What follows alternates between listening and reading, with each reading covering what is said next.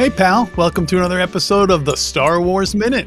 It's your daily podcast in which we analyze, scrutinize, and celebrate the rise of Skywalker, one delicious creamy minute at a time. I'm Alex Robinson from alexrobinson.fun. I'm Pete the Retailer from PeteTheRetailer.com. Oh, I'm Heather Antos, and I'm eating ice cream. Lando stopped by and gave us some ice cream. Yes, for those of you just joining us, it's the Ice Cream Social here on Star Wars Minute. I'm trying to watch my figure, so I am abstaining, but... The ice cream's just for the good people. Yeah. Fair enough. Well, while they are finishing up their bowls, I will tell you what's happening in minute number 99 of Star Wars Episode 9, The Rise of Skywalker. It starts off with a quick shot of C-3PO, droid-splaining something to R2-D2, and it ends a minute later with the Last Order officers spotting Rey flying in on Luke's X-Wing. Do you think that R2 had just given C-3PO like a giant rundown of like, all right, here's what you missed, and gave him this wild tale, and C-3PO's like, that couldn't have possibly happened. Like, Making up all sorts of crazy stuff. Yeah. It is, he's like pointing at him like he's talking, but we don't hear it in a way that reminded me of in Star Wars, where they cut the scene and Darth Vader is talking to Tarkin, whoever it is, in the conference room, and there was obviously like editing done that they, like then Darth Vader starts kind of gesticulating after he's done talking. That's what it kind of reminded me of, because it seems like he was like, absolutely, he was saying something there, but then we're like, well, we don't need that. We got the kind of, people getting ready montage going on. We're not going to stop for our C-3PO line. Or it's just footage from another scene that they just, threw in there, or, just to have, just to throw them in the mess of it all. But, who else, speaking of good people, who else we see here that doesn't have a line, but I want to note that he's here. I want to give a shout out to our old friend, Voberdand. Voberdand. He's the one directing the ships, or presumably. Yeah, he just seems like he's kind of orangutan looking guy. He's kind of like he's doing like the airline whatever. Right. But he saw Poe's yo-yo trick or Snap Wexley's yo-yo tricks, and he's trying to do devil sticks or something. It does feel like it would be more. It does seem like he's doing it very erratically. Yeah. Maybe he's just kind of getting them ready. He's he's not flying anybody out yet. You got to shake them up. They're like stretching. sticks. Yeah, he doesn't want to go in there cold. He needs to flex up a bit. But Voberdand appears in all three Disney-era Skywalker saga films. He is a constant presence in the Resistance. Nice. And always happy to see him. I was trying to remember where we see him in Last Jedi, and I think it's maybe when they're taking off or when they're landing or some, I don't know. Somewhere with the route. He's something with takeoff or landing because he's got those sticks, No, but I love Voberdand is such a weird. It's a weird looking character, interesting looking character design. So I'm glad they brought him back in, and it's also fun to say Voberdand. I have two bits of trivia about Voberdand. Sure. Number one is that his son is also in the rebellion. Ooh, wow! If you can believe it. Do you think his son calls him Voberdad? Oh, I hope not. Is he a major in the? Yeah, in the Major Dan Resistance. That's our shirt for this one. Boo. Anyway, somewhere in here. Oh, there you go. His son is named Ibn Dand. Ibn Dand. Oh, sorry. Ibn Dand is the father. This Dand is the son. Oh, Voberdand, you are not the father.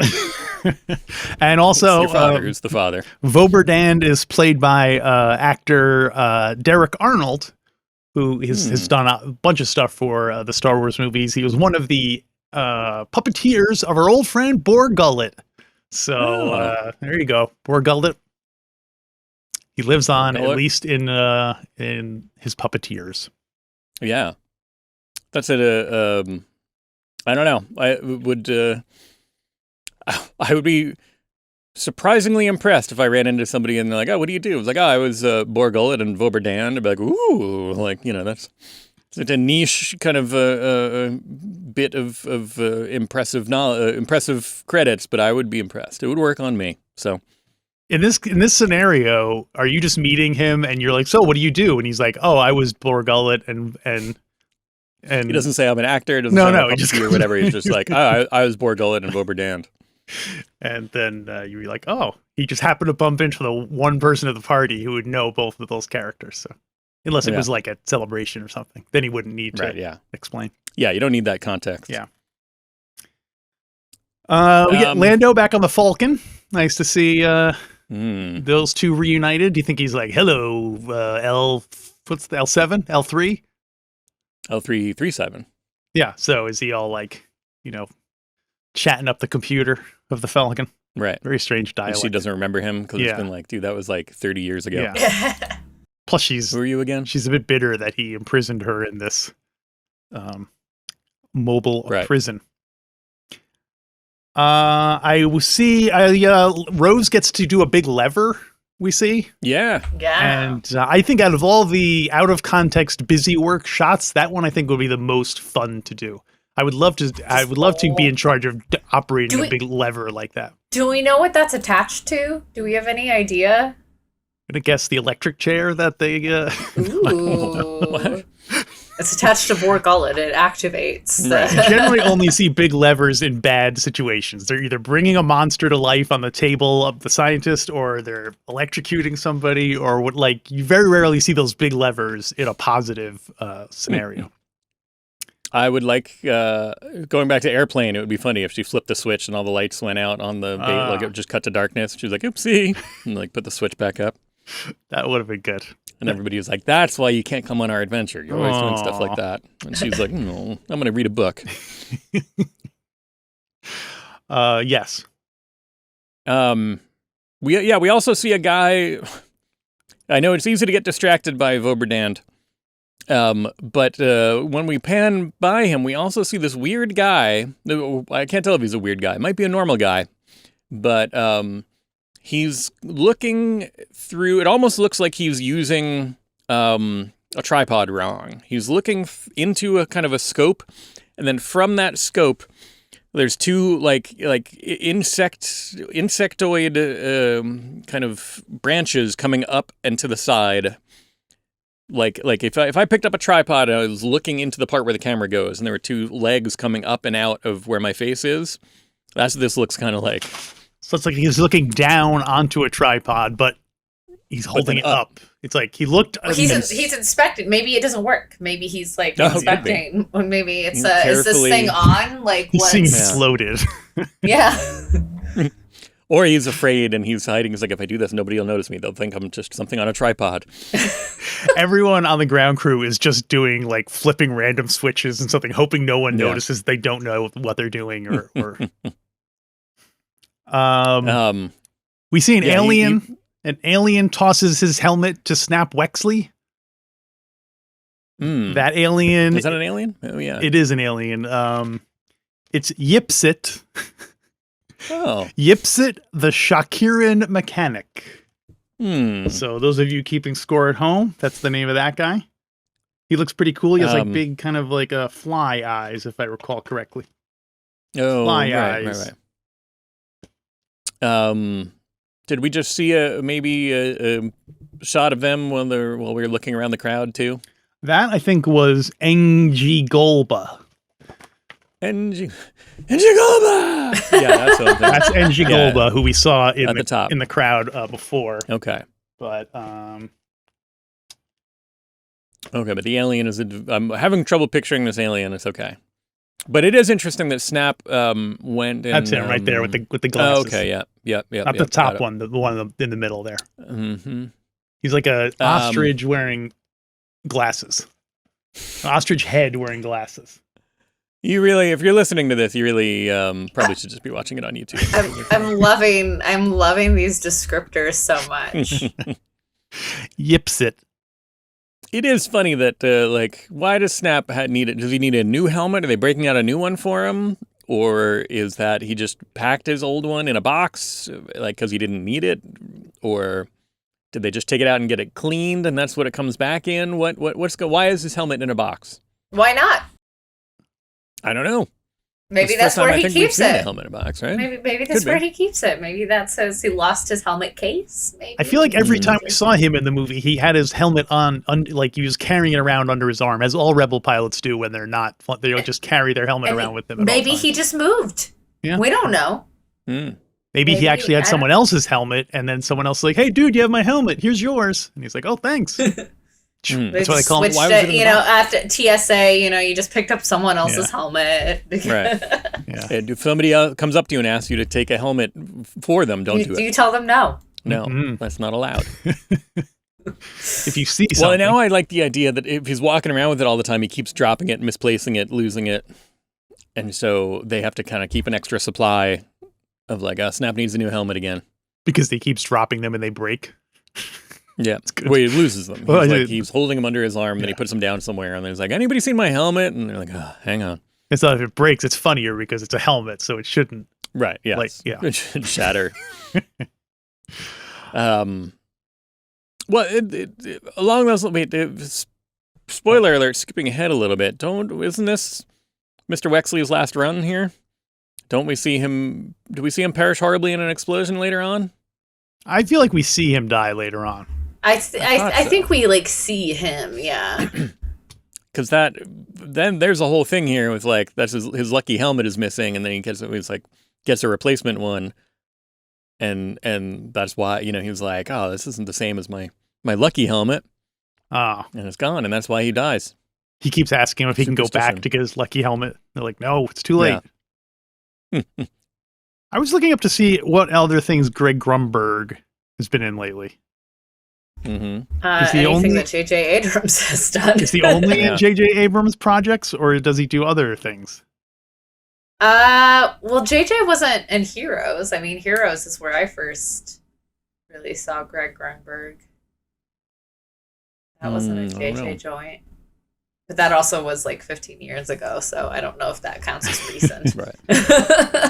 He's shifted to just be, his loyalty is now exclusive. He signed an exclusive contract with J.J. Abrams. He was in The Fabelmans, the Steven Spielberg autobiographical movie. I mean, he was in A Star Is Born, the Lady Gaga project. Was he? There you go. I don't remember. He says he plays Phil, also known as Jackson's driver. Oh, okay. All right. But yeah, most of the stuff is I love the idea Abrams. of Steven Spielberg is making a fictionalized version. He's making a modern fictionalized version of his life. So he's using one of J.J. Abrams' guys as there's something about that. J.J. Abrams is trying to be a modern Spielberg. And then so when Spielberg is trying to make a facsimile of his life, he uses J.J. Abrams' guys in it. So yeah, there's something kind of a cyclical and wonderful about that. Yeah. The other thing that's wonderful is the TV4 taking off. And I feel like to be under that ship when it's taking off must be deafening. It's got to be as loud as a jet, right? And they're all hanging out underneath it while that thing takes off. Maybe. Did it make noise when it flew over? Did we hear it make noise as it flew overhead at the beginning of Star Wars? Besides, we hear the laser blasts, but did we hear loud engine noises? I feel like we have to. It seems like it would be odd if it just went quietly over our heads. Right. I don't know. It is. I know what they are going for and having it fly over and having it rustle the trees and stuff like that. But yeah, it would be odd to see the kind of aftermath of that and somebody being, my papers, as their stuff flies all over the place and the sacred tags. Somebody else, they're like, "Happy birthday to you!" Oh, come on! And the candles all go out. Someone's delicately building a house of cards. Exactly. The flies over and all these House of Sabak. House of Han Solo's card game. Yeah, right. Rip. Rip. But yeah, and I love the synchronicity also of as Poe's giving his speech and we see that fly over, he's like, for Leia. And it's just like her, the ship that we first see her on flying overhead as we like, for Leia. Do you think that's why they brought it back? Maybe. Maybe. Just for this one scene. Maybe. I think, it's been talked pretty heavily that this was supposed to be Leia's movie. So, trying to get as many references to her, trying to get Billy in this as much as, her in the Endor costume and hair and, reusing as much footage. And it's got to be interesting to have an actor have top billing for a film they technically didn't work on. I want to know how that ruled works out contractually. But yeah, I wouldn't be surprised if that was there solely because for a shout out to Leia. So because it's such an odd ship to just have there. Wait, so I'm distracted by the mechanics. Ice cream. The mechanics of having Carrie Fisher in this movie. Do they? I assume that if they had to pay her to be in the movie, right? Well, I'm sure her contract was for 3 films. So I'm sure her contract was we'll pay you X amount of money for 3 films. Okay. Right. Because so her estate gets the remainder of the contract. The remainder of it, yeah. Or her, I'm sure, yeah, whether her estate or her business, whatever, that how she handled her payments, I'm sure. Yeah. Which probably I would assume Billy gets a cut of, and Billy's really getting double. I was gonna say Gary gets all the money. That's true. That's Gary. Well, it has to pay for his coke addiction. So Coca-Cola, not the drug, or both. We don't know. But he's a free dog. He can do whatever he wants. He can do whatever he wants. But yeah, no, she gets top billing credit, and she technically never worked on this film. Right. And I guess it's each actor probably has in their own contract whether or not what the deal is with being allowed to use extra footage of them. Yeah. And putting it in a new movie. That, or again, this was probably an estate thing. Yeah. Because it's just so sudden and sad and yeah. Right. This was the plan all along for this to be Leia's film, and yeah. Well, people have been Alex, you're blissfully unaware of this, I feel. Oh, maybe not, because I think it's in a forum where I think it's from the Discord, but people there and in other places have been kind of giving us a hard time that we keep saying, I think originally this was planned for Carrie Fisher to be, we were talking about the way the plot would have gone differently if Leia was in it. And they're like, no, she died before they started making this. I'm like, yes, I know that. But also, it's not like they just kind of okay, well, time to write this movie and did it in 2 seconds. Well, jokes aside. But I think they had, at least... there's a lot of there was no plan. There was a plan. It wasn't plot points, they didn't have the whole trilogy written before TFA was filmed, but they had a skeleton of a plan, and it was agreed from the beginning. And this is well documented, so I don't know why people want to say it's the internet, but right. Harrison's was always 7, Luke's was always 8, 9 was always supposed to be Leia's. And it very clear, anyone who would watch the first 2 films can tell that was very clearly the plan. Just because they didn't have a locked script before they started shooting 9 doesn't mean that wasn't the intention from the beginning. Right. Well, I mean, it was also weird though, because even Last Jedi felt a lot like, I know she was alive during the whole production of that, but the fact that she's out of commission for a big chunk of it almost makes it feels almost like she had, that was put together after she had died and they didn't have enough coverage. You know what I mean? She goes out into space and then she's in the hospital for the almost the whole rest of the movie. Yeah. So anyway. Well, wasn't, again, the timing of that, I'm not sure, but I think they re-edited part of it. It came out a year before she died, didn't it? No, because that has in the credits. That's the one that has Last Jedi. Yeah, you're right. Yeah. You're right. You know, for our princess. Rogue so One I was think, the year that I was thinking that of Rogue One. Yeah, the Rogue One came out right before she died. Yeah, so it had all been filmed, but she Okay. had passed before it released. So, they did do some reshoots. I don't know if it was reshoots with scenes with her, but I know they did some reshoots and it edits. limited what they could do in terms of if exactly they had to add additional material or whatever. Yeah, so that makes sense. and they might have like, oh no, we had this cliffhanger with her specifically for 9 that we'll never know. But they very well could have had moments where it was like, and this is going to key up a very important thing that we can never pay off. Right. Yeah. So, not that Star Wars hasn't done that before, but And will continue to do so in the future. Yeah. So Finn says they've taken enough of us. Now we take the war to them. Mm-hmm. And it's a weird construction to me. So they've taken enough of us, and now we take the war to them. It's a weird. It's not like and now we're gonna take them. Yeah, which sounds very aggressive too. Yeah. You know, and for them Overall. supposed to be the good guys, but they've taken enough for us, and so now we're gonna lay down on their doorstep so they can finish us off. I don't know. It's a weird sentence. I don't know if this was. I feel like it wasn't intentional on the part of the writers, but it's to have Finn say, "Oh, they've taken enough of us," when he was kidnapped as a child and forced to be in this army. That seems like you could almost say it's like a reference to that. Like they've taken enough of us. Yeah, but they don't. I think that's intentional. They're saying they've basically they would come because they would go around the galaxy to find people and take them out of their homes and take them off to be. Yeah. So he's like, "Well, they've taken enough of us. Now we're going to go to them. We're going to go to their house and I guess take them out of there." if Jana was there with him, I would think it was more. I don't know. Yeah. Right. But the fact that he's the only one there who was taken from. Yeah. As far as we know, that was taken. As far as we know. What that was. So anyway, but Right. it does add it is odd. Additional level construction. additional level to the thing. So.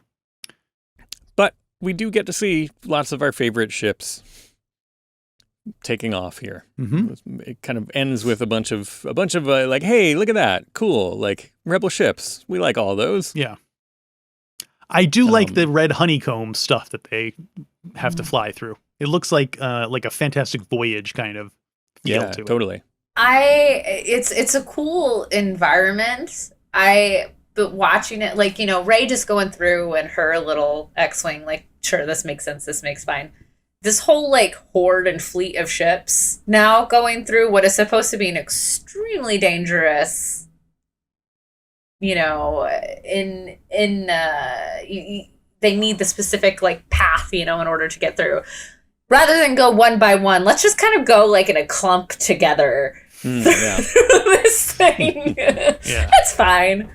And is it really that difficult then if the little X-Wing can get through, but then, Nine Nub's big ship, that thing can get through just as fine? I don't know. Yeah. I don't know. It does make it seem like it was less dangerous for Rey. Yeah. If then you can pull up the camper van and still drive through there. And she was just I barely made it. And all of a sudden you're and here comes the big, It is also very similar to the Kessel Run, which we just had in the movie prior to this. So it's what's Star Wars repeating itself in movies back to back? They definitely didn't just do that in Solo. What? Saying this is some kind of rhyme or something? Poetry? Poetry. Suggesting? It's like poetry. It isn't poetry. Sorry, it's like sorry. poetry.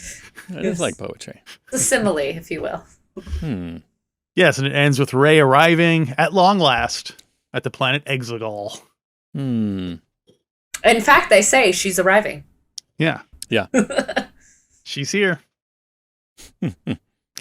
Well, anything else for minute number 99? The last of the double digits. The Imperial helmets remain to be stupid. You don't like them?